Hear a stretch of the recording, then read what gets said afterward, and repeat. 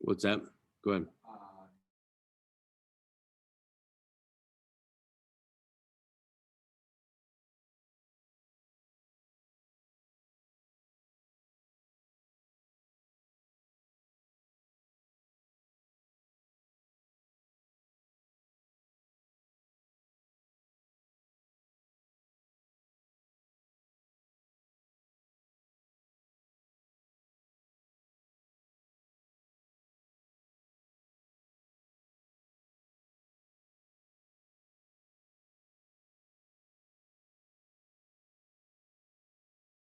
All right, good morning, everybody, and happy Wednesday to you.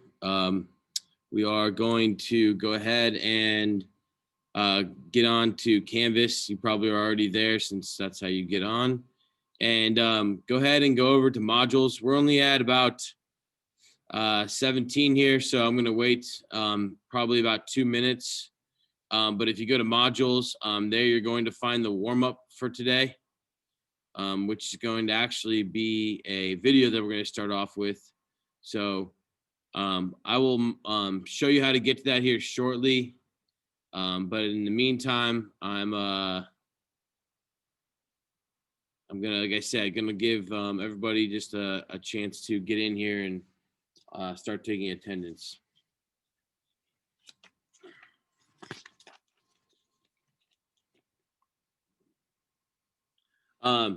As people are coming in, I did grade and go over the reflections and goals for this semester. I appreciate the candid feedback or, honest feedback, and I will definitely take that into account as we move forward this semester. And I had Mr. Renshaw also go through them. And so we are this afternoon going to plan kind of the current event project again and figure out how we can get all this content in these shortened classes, and the asynchronous learning on Mondays, which is going to be essentially just you getting assignments in all of your classes or videos type thing, and not actually having like live Zooms.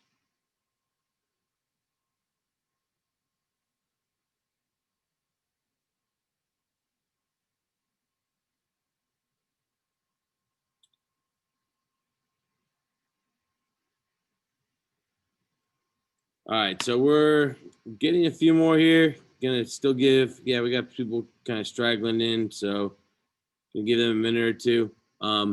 Also, just wanted to remind you, yesterday we went over questions 1 through 3 on the weekly intro. And so if you started that, those should have been pretty easy. Today we'll probably get through 7 on the intro. And if we have time at the end of class, we'll go over those. If not, you'll still have some time to work on that. All right, so we are at 20, and maybe that's all we're going to get today. So I'm going to go ahead and move us forward. So I'm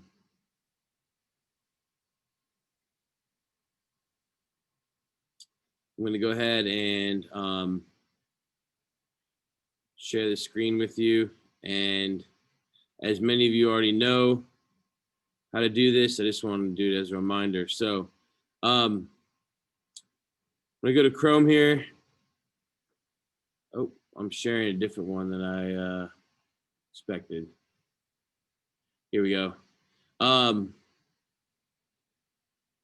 If you guys can go ahead and look at my screen.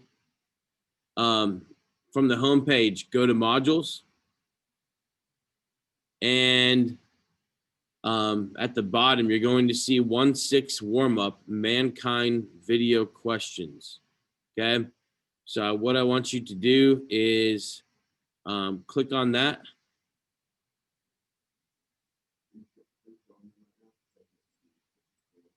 It's just what?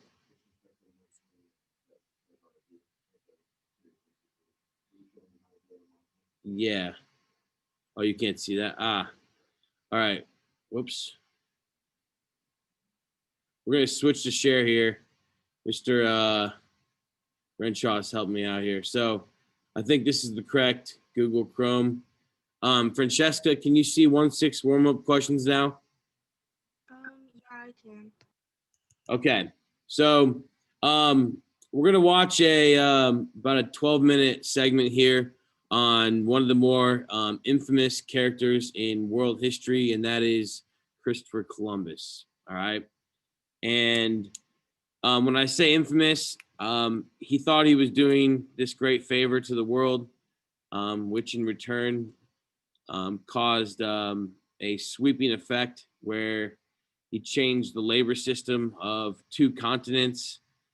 He changed the way that we process food today and eat food. He indirectly created a system of injustice that still is around today, but at the same time, he thought he was doing it in the name of God. And so this is a pretty good intro for us today. There's 5 questions here. What I want you to do as we watch this video, I want you to answer these 5 questions. After Columbus survived a shipwreck and pirate attack, what did he believe about himself? What book inspired Columbus to want to go exploring? Why did Columbus believe he could sail around the world? And then who are the Spanish fighting at Elora? And Columbus asked Ferdinand and Isabella to finance his voyage in the year 1492.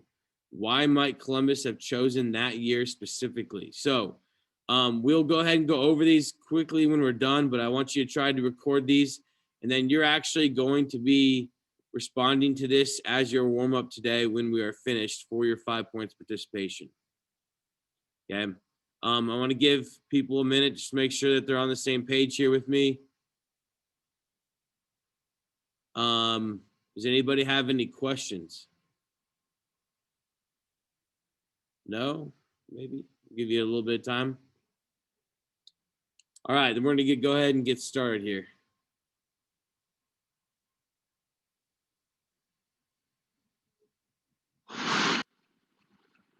(1476), off the coast of Portugal, an Italian sailor shipwrecked and left for dead by pirates.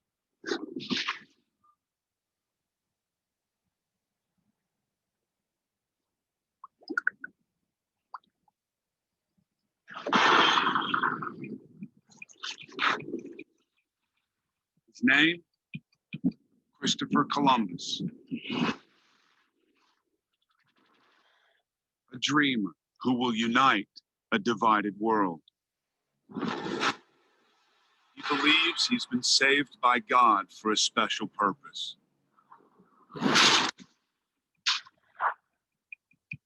In certain cases, an individual makes a huge impact. And Columbus is kind of a pure example of that.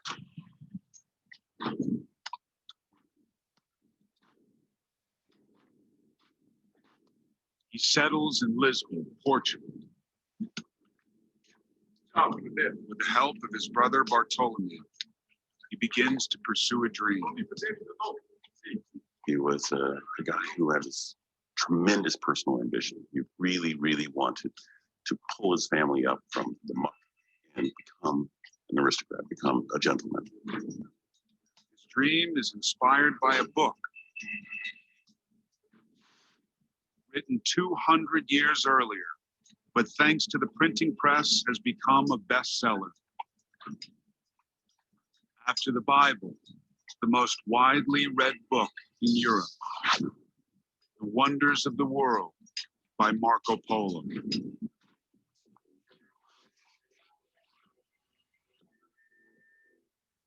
The epic story of a Venetian merchant in his travels east, through the Holy Lands, Central Asia, and on to the exotic teeming cities of China.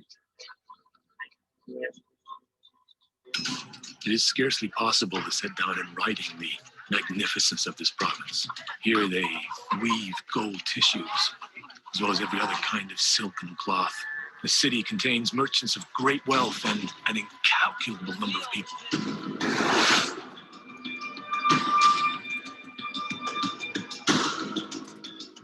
Columbus was a classic example of someone who really was inspired by literature and dreamed big. He's possessed with this, kind of desire to win the lottery of life. He wanted to be the next Marco Polo.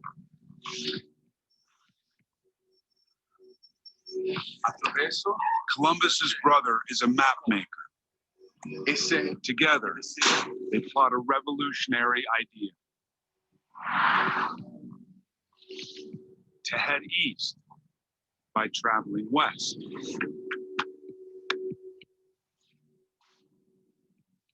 Not over land like Marco Polo,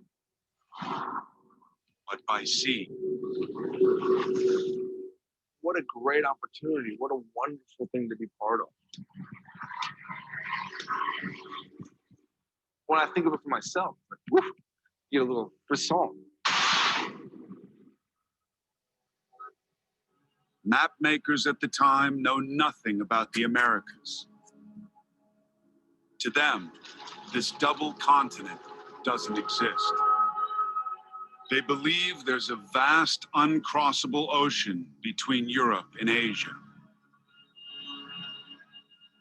Columbus thinks they're wrong, that the world is smaller than they realize. And it's quite easy to sail from Europe to China. When Columbus said, let's sail west, they had a picture of the earth in their mind. They said, are you crazy? No. For almost a decade, Columbus tries to finance his crazy scheme. He's turned down by the rulers of Portugal, Venice, and Genoa.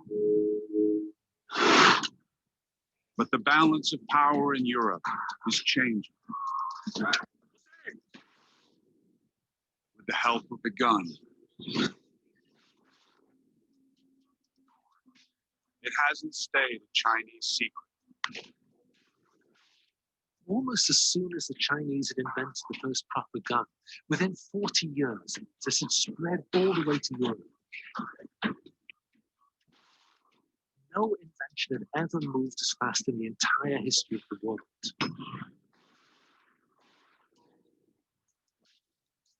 (1486), southern Spain. 130 years after the Red Turbans, another rebel army fights for independence.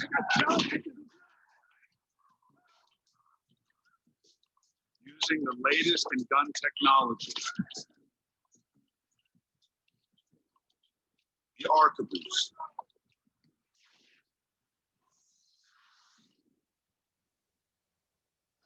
Technology is always improving, but there's nothing like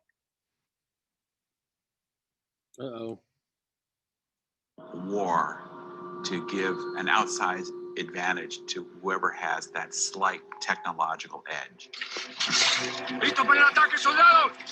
The gun improves when it arrives in Europe by trial and error. They want to increase their range. So what are they going to do? They're going to increase the length of the barrel because they know a bigger powder charge will allow that ball to travel further in distance. They're going to tighten the tolerances to increase the accuracy of that ball. They're going to find a way so that it becomes a one-man weapon versus a two-man weapon.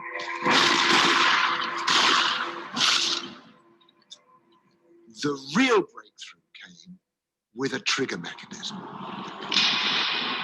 A lever that operated an arm that brought this burning match cord down into the priming.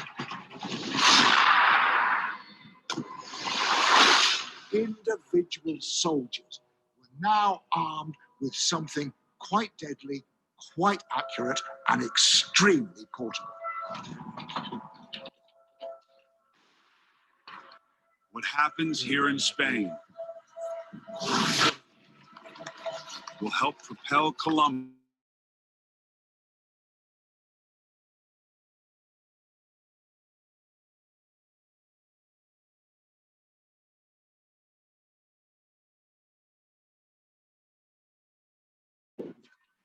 1480. A Spanish army below the walls of an Islamic fortress. The front line in a religious war that will shape the future of mankind. For more than 700 years, Spain has been run by the Moors, Muslims from North Africa. They create their own cities with their own architecture, centers of learning, preserving the knowledge of the ancient world.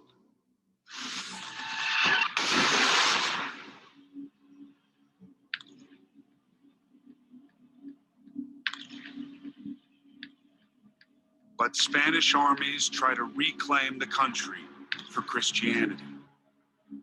They force the Moors to retreat back to North Africa. All that remains is the Kingdom of Granada on the southern tip of Spain. Key to the conquest of Granada, the fortress of Alhora. If the Spanish are to reclaim their country, they need to capture this Moorish stronghold. A Spanish captain, Gonzalo Fernandez de Cordova.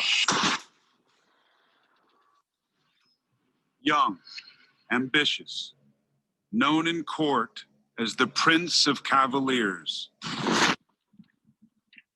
Cordova will become one of Spain's greatest generals, a tactical genius, and champion of the arquebus. The gun is deadly, but only at close range.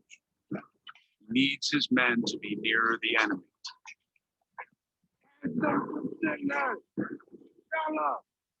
For 4 days, stalemate.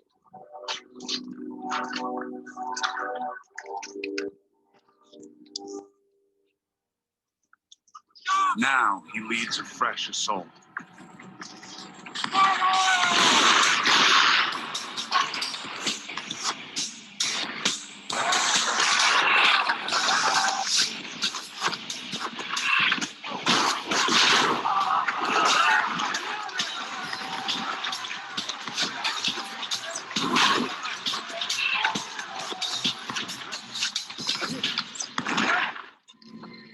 The noise of the arquebus is the equivalent of a jet engine at takeoff.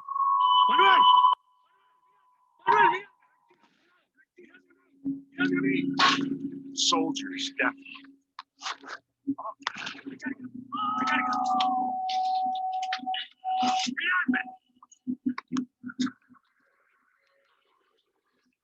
Spanish regroup and fight on.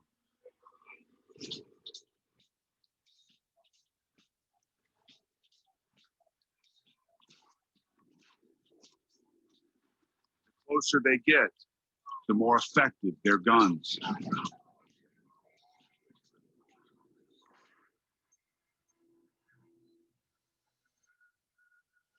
The victory at Alhora, a turning point in the reconquest of Spain.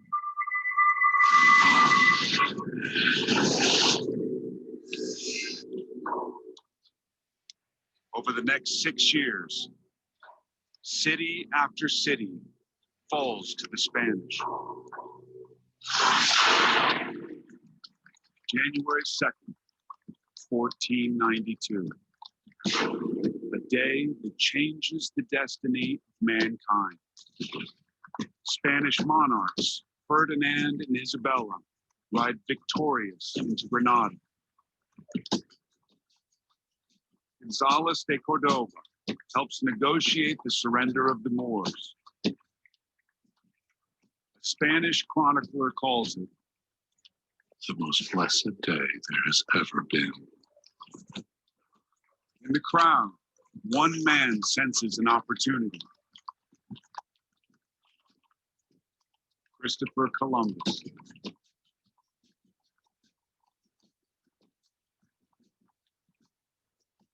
Everybody's walking around with their chests puffed out, looking for new things to do. now that we have our own country back, we can start trading for luxury goods with the Chinese. And lo and behold, Columbus shows up. Spain is the new power in Europe. Ferdinand and Isabella will fund Columbus's dream. They'll sail under a Spanish flag.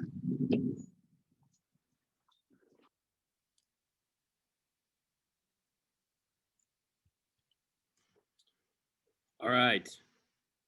We're going to go ahead and stop here for a second and get out of this somehow. I'm trying to learn how to use this new technology. All right. What I'm going to do is pull up these questions. Let's see if I can share this. Should look like this right here. And all right. So let's go ahead and talk about this real quick. Let me put it in context for you. If Spain and Portugal don't become Catholic kingdoms, the world might not look the same. Okay, think about the fact that they speak Spanish basically from this border of Texas all the way down to the tip of South America. All right. The Spanish had a huge influence on the Americas, and that would not have happened had they have not defeated the Muslims or the Moors. And so that's why I think it's important for you to put together that new technology we were talking about, just with the gun, and then the boats that I'm going to talk about today a little bit more with this, be able to visually see this video clip, how it helped them. So let's go ahead and go over these answers here real quick as you're following along. I'm going to go ahead and put them in the chat function, but I'm going to go ahead and ask that somebody unmutes and gives me the answer. So let's look at number one. After Columbus survived a shipwreck and pirate attack, what did he believe about himself?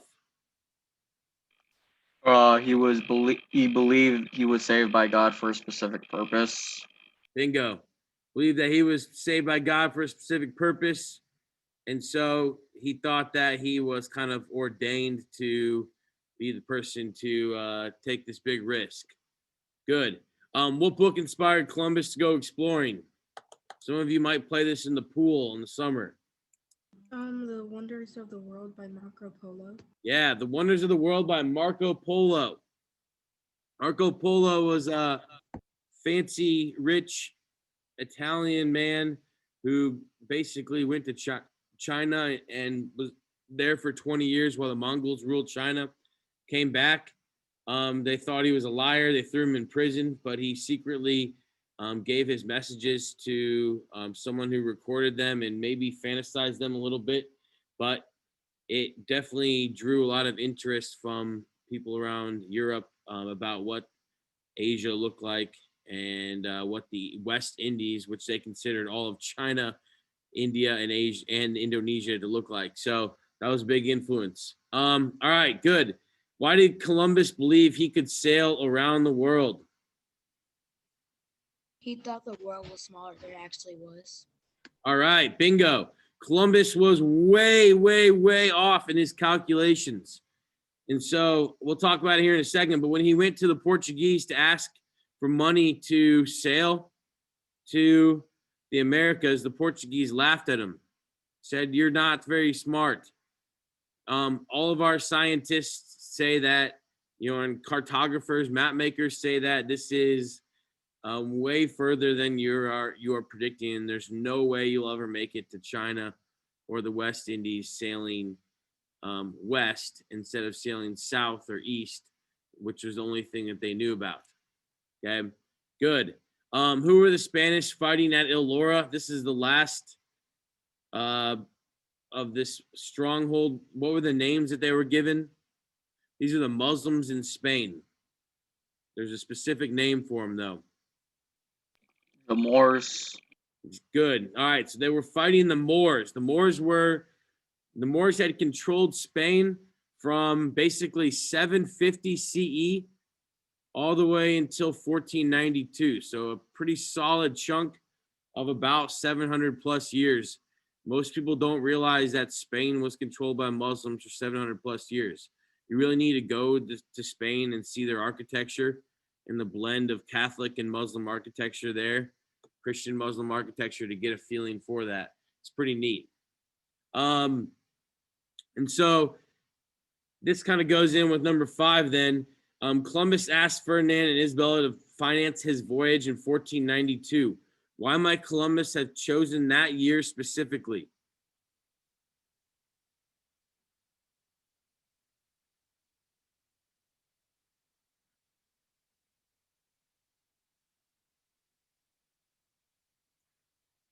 What They is just won a why do you war. think? Oh, go ahead.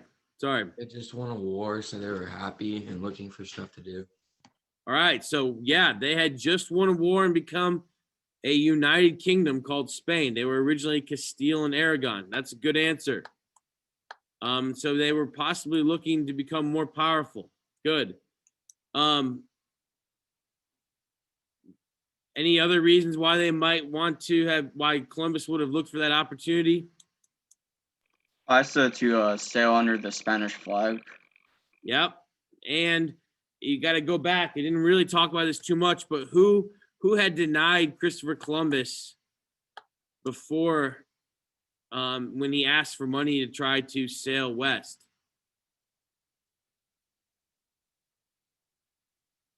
Anybody have a guess? There's one other major kingdom on the Iberian Peninsula.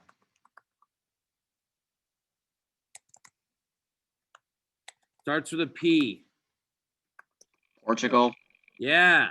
So Portugal and Castile and Aragon were the main kingdoms after the Muslim Moors were kicked out of Spain. And so Castile and Aragon united, and they didn't want to see Portugal have the huge advantage and dominate. And so they were willing to finance Columbus and take a risk on Columbus to make sure that their neighboring kingdom didn't get all of the didn't gain all of this new land that he might discover. Good answer. Okay, so here's what we're going to do. You are going to submit those questions right now. Hopefully you're paying attention, and obviously we just went over those. And so submit those now. I will go back and look at those here at the end of class for your warm-up. What we're going to transition to then is just a reminder that I made a note sheet yesterday for you, if you remember right. So I'm going to go over just a few slides here, kind of tie into what we were just talking about. And then I'm going to put you on your merry way unless you have questions, or if we have time to go over a couple of questions on the intro. All right. So go ahead and get out your note sheet if you want to take like notes off of that graphic organizer that I gave you, or you can just write down the notes or just follow along on the PowerPoint. That's kind of up to you. All right, so I'm gonna go ahead and pull this over here. Again, working on this. And if I press back, reminder here that the notes chart is in this week number 1 module, and then the notes are actually under week number 1. Okay. All right, so if I click on this warm up, looks like I got 15 submissions. That's good. That means I need about 10 more. Thanks for those of you that are following along. You're doing a great job. Thank you. All right, so I'm gonna go ahead and get a new share here, and we're gonna take a look at, kind of tie this all in together. So this new technology, which you saw the gun help the Christian Catholic knights of Castile and Aragon take back what is now modern day Spain. On that same peninsula, so that's called the Iberian Peninsula. It's what basically separates Europe from North Africa, what is now the modern day country of Morocco. there was another kingdom called Portugal. And Portugal is a country today. And Portugal became a kingdom at about the exact same time that Castile and Aragon did when the Muslims were removed from Spain. And the most famous Portuguese prince, because his father was technically king, but he was prince, is known as Prince Henry of Portugal, who 300 years later, a German historian called him the Navigator because he would make so many important discoveries that helped the Europeans sail basically down the coast of West Africa, and then learned about this thing called the easterlies and the westerlies, which would allow a boat to kind of be sucked around the coast of Africa and then be able to sail back up to Portugal or eventually sail all the way to the New World. Now, it's called a school for navigation, and this is what the museum in Lisbon, this is the capital of Portugal, looks like today. But this school for navigation was really is just his court. And so at his court, he invited Italians, he invited anybody who he thought was going to help him gain an advantage in this exploration on the sea. And this school was real interesting. They conducted experiments on how far a boat could go offshore and then come back, how long a sailor could live without fresh water, how long a sailor could go without food, how long, if a sailor could drink salt water or not, how long a sailor could live underwater. So they waterboarded people. These are tactics that are definitely not allowed today. They're human rights violations for sure.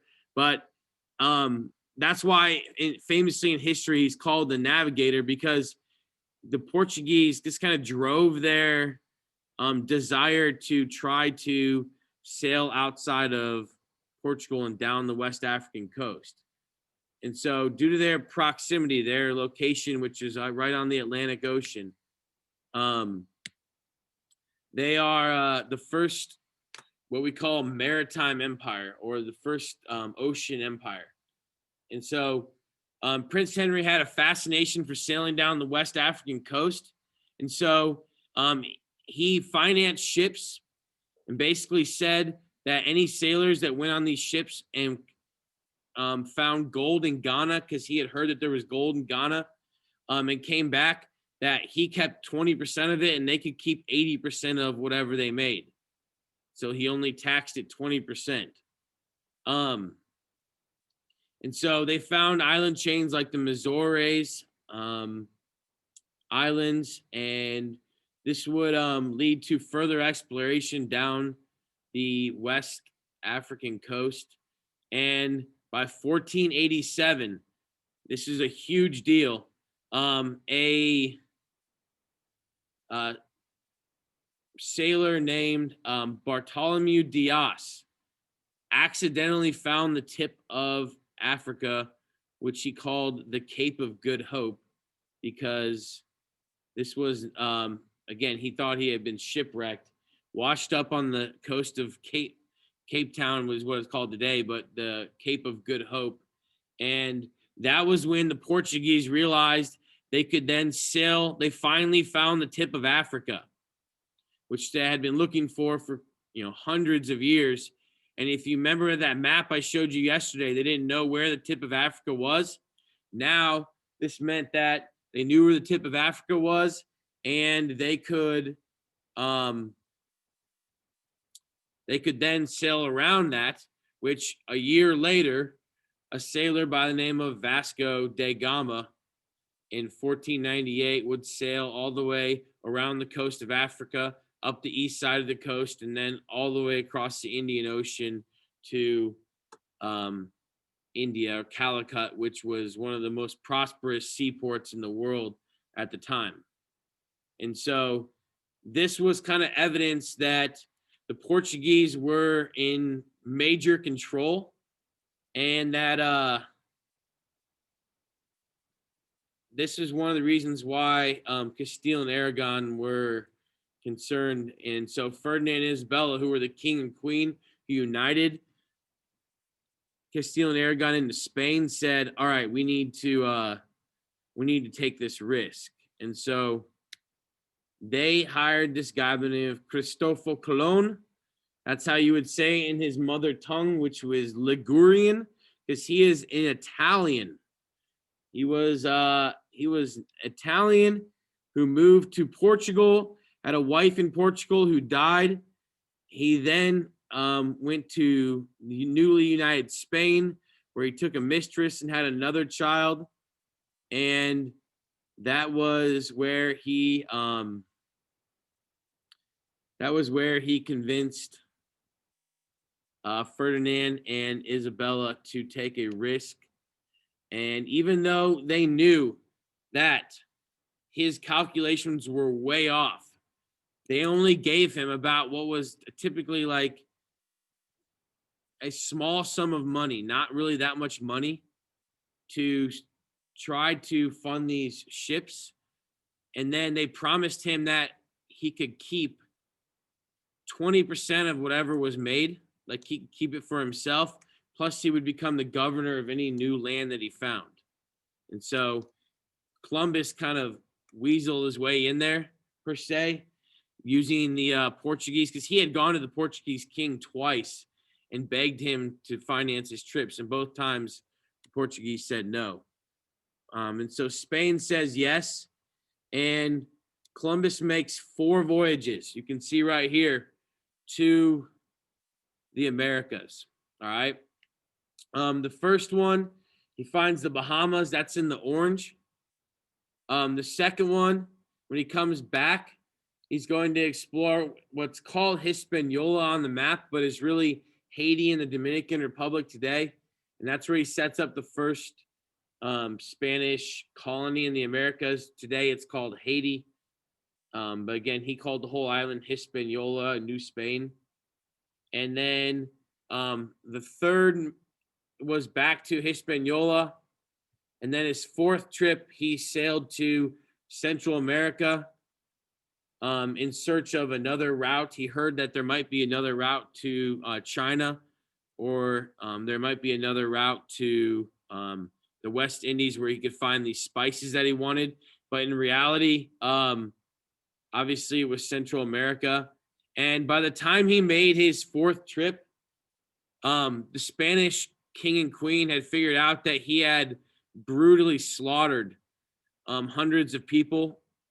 And so they said that, he had told them that he was there to convert people, but in reality, he was just trying to find gold to make himself money. So when he returned back on his fourth trip, Columbus was actually thrown in jail and died penniless in jail. And his family didn't get to take any of the money that he made as well. And he's removed as his position of governor. And so that's why Columbus is, again, looked at as a scoundrel. And we'll talk about the Columbian Exchange here in a little bit as well.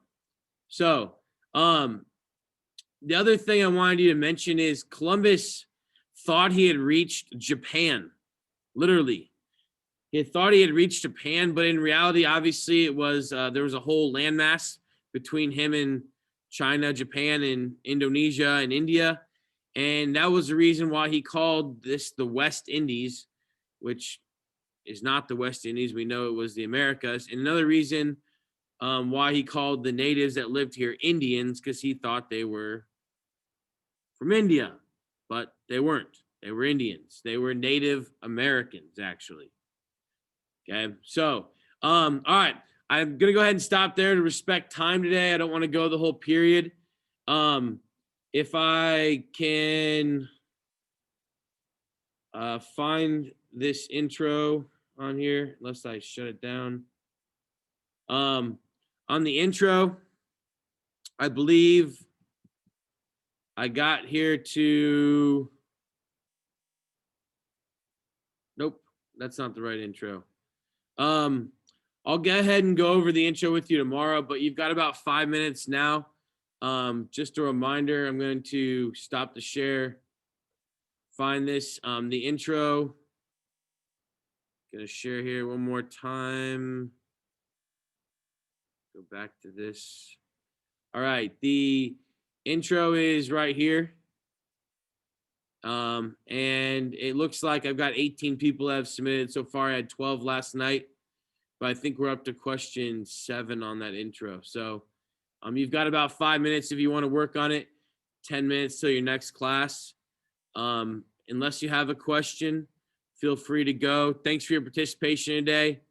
And we'll see everybody tomorrow. Like I said, try to get that homework done. It's due by 10:30 tomorrow morning, okay? And I'll finish going through the questions tomorrow and take any questions if you have them. So, all right, have a good morning, guys, girls, guys, everyone. Thank you. All right. Have a good day. See you guys.